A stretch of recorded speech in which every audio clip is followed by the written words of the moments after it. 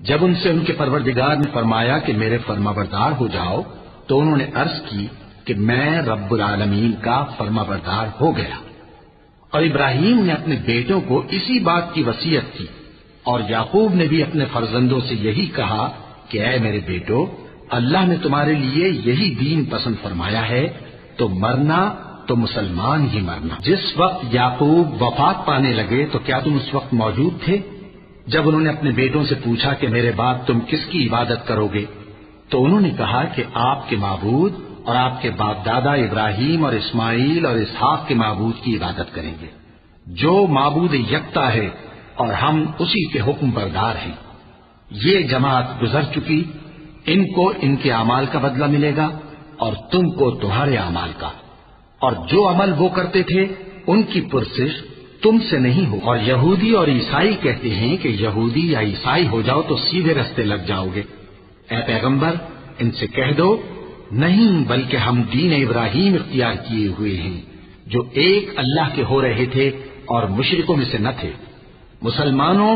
کہو کہ ہم اللہ پر ایمان لائے اور جو کتاب ہم پر اتری اس پر، اور جو صحیفے ابراہیم اور اسماعیل اور اسحاق اور یعقوب اور ان کی اولاد پر نازل ہوئے ان پر، اور جو کتابیں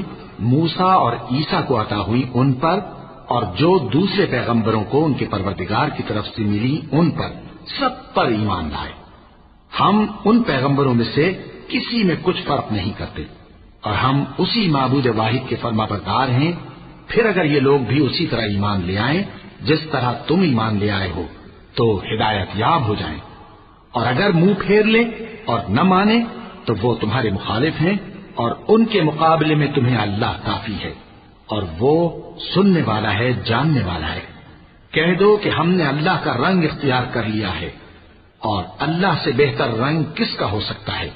اور ہم اسی کی عبادت کرنے والے ہیں۔ ان سے کہو کیا تم اللہ کے بارے میں ہم سے جھگڑتے ہو، حالانکہ وہی ہمارا اور تمہارا پروردگار ہے، اور ہم کو ہمارے اعمال کا بدلہ ملے گا اور تم کو تمہارے اعمال کا، اور ہم خاص اسی کی عبادت کرنے والے ہیں۔ اے یہود و نصارا، کیا تم اس بات کے قائل ہو کہ ابراہیم اور اسماعیل اور اسحاق اور یعقوب اور ان کی اولاد یہودی یا عیسائی تھے؟ اے پیغمبر، ان سے کہو کہ بھلا تم زیادہ جانتے ہو یا اللہ؟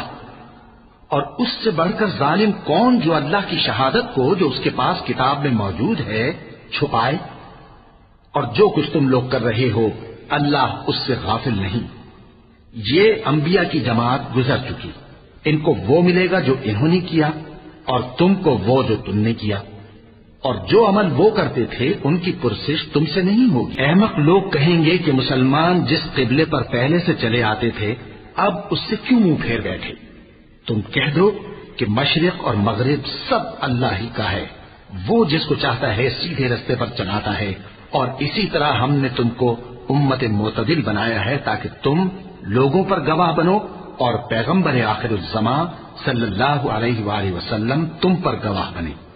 اور جس قبلے پر تم پہلے تھے اس کو ہم نے اس لیے مقرر کیا تھا کہ معلوم کریں کہ کون ہمارے پیغمبر کا تابع رہتا ہے اور کون الٹے پاؤں پھر جاتا ہے۔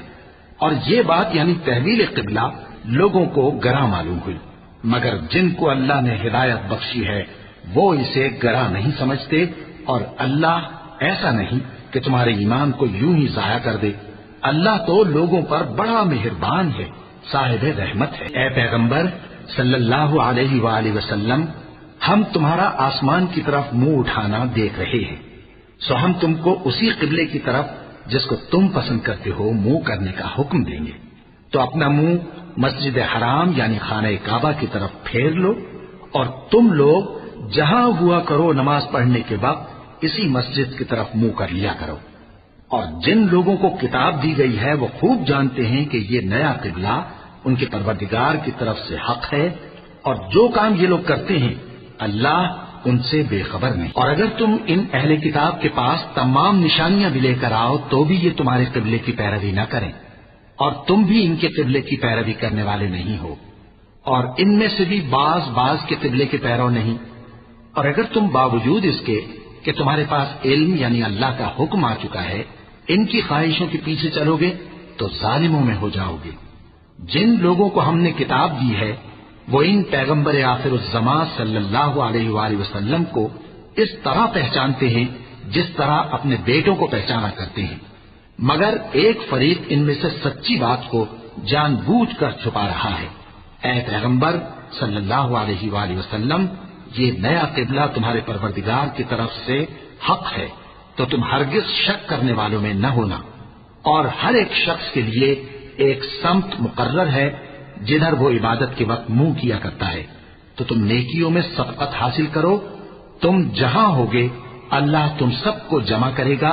بے شک اللہ ہر چیز پر قادر ہے۔ اور تم جہاں سے نکلو نماز میں اپنا منہ مسجد حرام کی طرف کر لیا کرو، بے شبہ یہ تمہارے پروردگار کی طرف سے حق ہے، اور تم لوگ جو کچھ کرتے ہو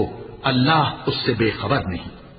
اور تم جہاں سے نکلو مسجد حرام کی طرف منہ کر کے نماز پڑھا کرو، اور مسلمانوں تم جہاں ہوا کرو اسی مسجد کی طرف رخ کیا کرو۔ یہ تاکید اس لیے کی گئی ہے کہ لوگ تم کو کسی طرح کا الزام نہ دے سکیں، مگر ان میں سے جو ظالم ہیں وہ الزام دیں تو دیں، سو ان سے مت ڈرنا اور مجھی سے ڈرتے رہنا، اور یہ بھی مقصود ہے کہ میں تم کو اپنی تمام نعمتیں بخشوں، اور یہ بھی کہ تم راہ راست پر چلو۔